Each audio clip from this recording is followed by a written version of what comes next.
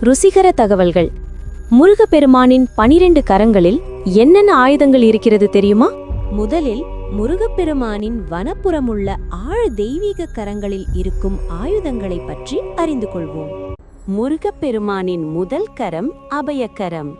இது பக்தர்களுக்கு பயப்பட வேண்டாம், நான் உங்களுடன் இருக்கிறேன் என்ற அருளை வழங்குகிறது. இரண்டாவது கரத்துல இருக்கிற கோழிக்கொடி வெற்றி மற்றும் வீரத்தின் சின்னமாக விளங்குகிறது. மூன்றாவது கரத்தில் இருக்கும் வஜ்ரம் அசைக்க முடியாத சக்தியையும் தெய்வீக வலிமையையும் குறிக்கிறது.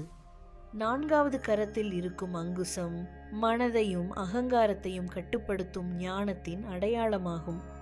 ஐந்தாவது கரத்தில் இருக்கும் அம்பு நம் இலக்கை நோக்கி ஒருமுகப்படுத்தும் உறுதியை உணர்த்துகிறது.